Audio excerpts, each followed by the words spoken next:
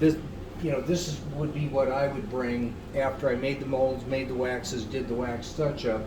Those are the three things I do. Then from that point, David takes over with the gating process, yeah. which you can kind of We explain. have a few of the molds. So like you can see this mold here. So that's what would come off of your piece. So, and you'll see this piece in wax in here getting ready to be finished up on the slurry. So that's the second step. So he's made that mold. He's made the wax from that. He's brought the waxes into us now.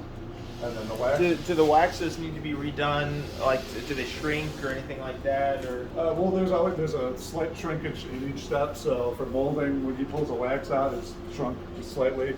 When we pour, the bronze shrinks a little bit more. It's about 1.5% is the total shrinkage. So do they have to be reworked by the artist, or no? I mean, they don't have to be.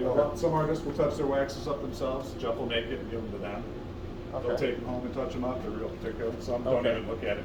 After they've sculpted it, It just depends on the Yeah, they inclination call of the Jeff. art. He makes the wax, brings it to me. I cast it, send it to Prescott. They finish it, send it to a gallery. Is that a 3D printer that you use for other purposes? Or? Yeah, just playing around with Okay. seeing how that technology. See the can dinosaur translate. head over there? Yeah, so this we cast in our traditional process, but we used a filament that can burn out just like wax. Oh yeah.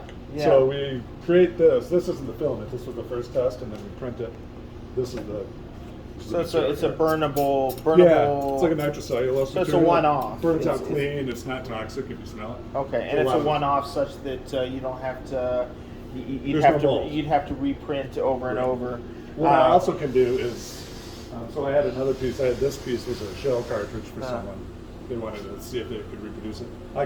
I cast it metal, finished it all up, then I can mold that piece. Yeah. So you can play around with it on the 3D printer, do everything you need to it, cast it, and then make a mold from that, so you don't have to constantly clean up a 3D print.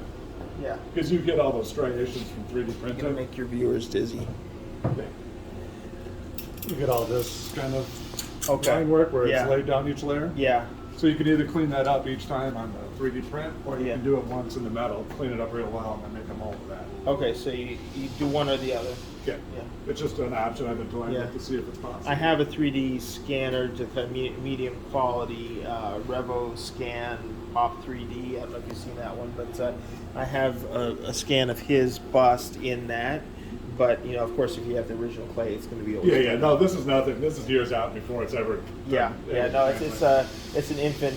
Our process infant- works really well for organic stuff. It Yeah. doesn't translate perfection like 3D Yeah. printing puts out. Yeah. People want to try it and it doesn't look right because we have to cut these waxes up. So Yeah. we'll pour properly, and then we have to reassemble them again. And anytime you're manhandling a perfect piece, like something that's been 3D printed, people want gears and stuff to mesh, and Yeah. it just doesn't work. And like we were talking about the shrinkage.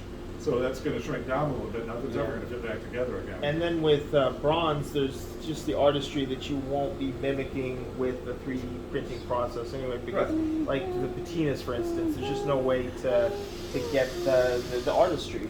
I mean, it's just and every imperfection shows. right.